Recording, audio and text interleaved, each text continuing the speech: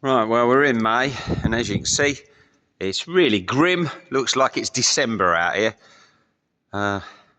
Really dark, horrible. Anyhow, thought I'd do a little piece on this combine just to say things I've found. Right, so first off, these were all cleaned up. They'd got a bit of damage which just needed 2 hammers just to bend things straight. The sieves, the back sieves were absolutely fine. A couple of, well, I say that, a couple of the little rods had got bent, but that was easily sorted out.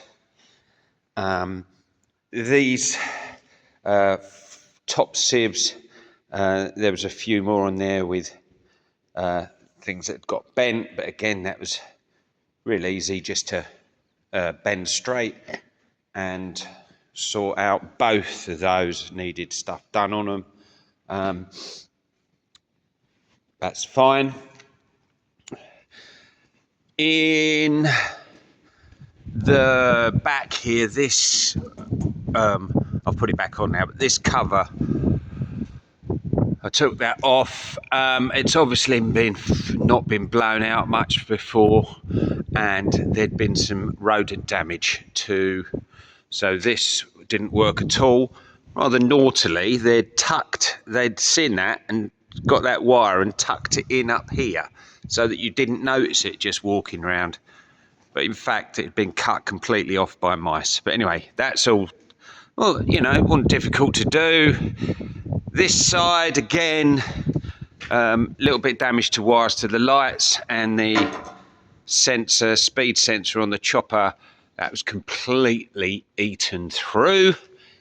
But again, easily sort out, just a bit of time and effort to do it nicely.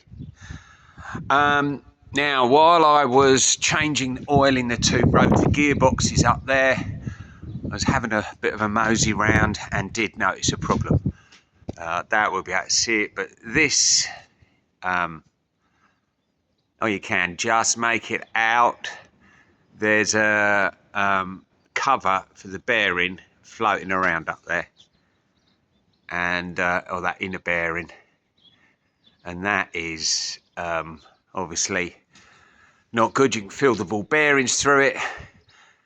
It's not a greaser. It's, I don't believe, I think that's a sealed bearing or unsealed bearing. So that lump's got to come off. It looks like it might be painful, but I don't think it'll be too bad. So that come off, and then you've got a sort of a bearing block up there with two bearings in it, one of which is gone, but obviously if I take it down I'll replace both. So other than that, it's just, oh, and I've got an order, so these spot lamps here have been half full of water. It's just where it's been sat outside, and they've just collected water in there. So the well, one of them didn't work, but they're all, that one's been half full of water. The one over there, the other side, is the worst. That was disgusting. So I've got new spot lamps on order. They're Hella. They're a few quid, 40 odd quid each, but you can get them off the old internet. So they're coming. I think that's nearly it. Two things that I spotted early on are these. Is this one? Yeah. So I've got two of these actuators here for the sieves, and the back here, the you can see that, but that wobbles about. Actuator works fine. If I had a plastic body with this anchor point, I'd be grinning. I'd just swap it out. But this is just sort of held tight in the plastic. You can't tighten it. Well, it wouldn't necessarily matter if it was just sitting somewhere to be used, but this is on the shaker shoe for the sieves, so it's rattling backwards and forwards like that.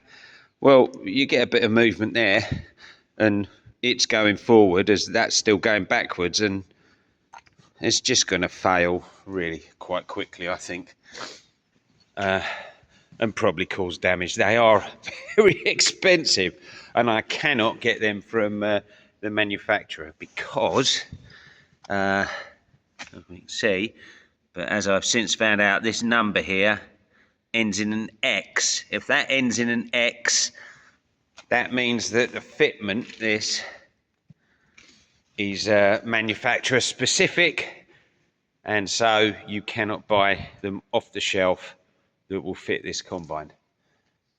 So that's a bit sad, because they're getting on for 400 quid each, and I need 2 of them.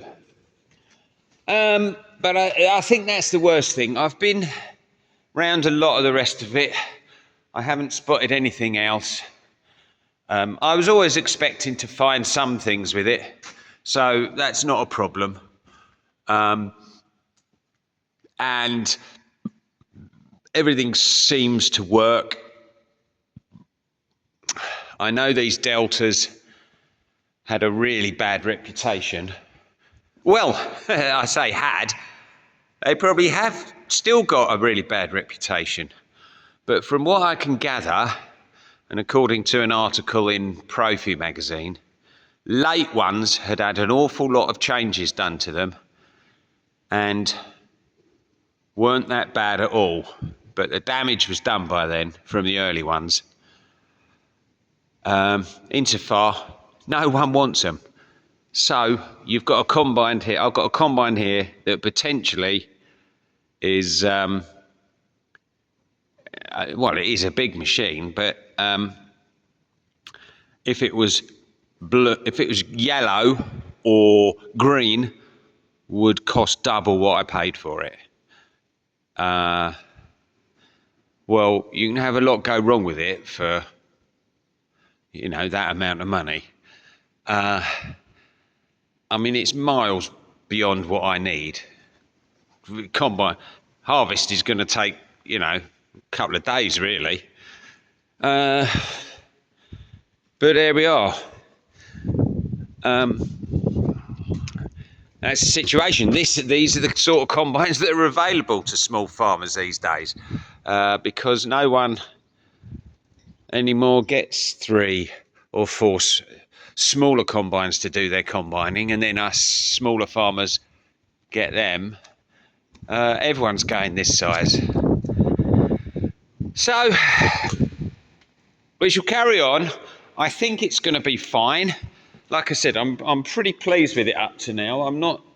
There's nothing I've found that I've like said to myself, oh no, should I have got it?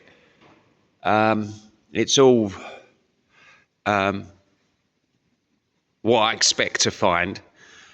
And if it stays at this level, I'm quite happy with that.